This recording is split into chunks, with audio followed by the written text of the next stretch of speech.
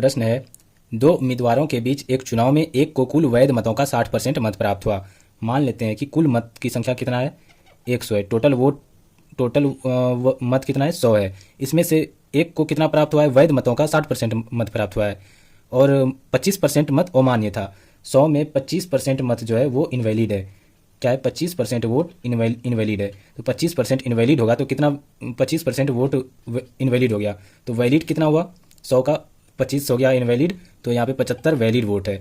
75 valid vote है। तो अब कह रहा है इसमें से 60% मत प्राप्त हुआ एक को, तो 75 का 60% कितना होता है, 75 का 60% हो जाएगा 45। 45 वोट एक को प्राप्त हुआ तो दूसरे को कितना प्राप्त हुआ होगा, 30 वोट प्राप्त हुआ होगा।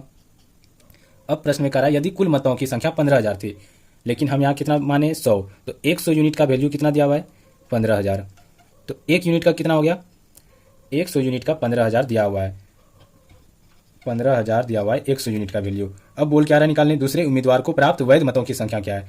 दूसरे उम्मीदवार को कितना वैध मत प्राप्त हुआ है, 30 मत प्राप्त हुआ है। तो यहाँ पे गुना 30 कर देंगे, 2 0 कैंसिल हो गया। अब कितना बच गया, 150 गुना 30 कितना हुआ, 3 5 15, 3 1 3 1 4, तो कितना हो गया 4500 दूसरे उम्मीदवार को वैध मत प्राप्त हुआ है।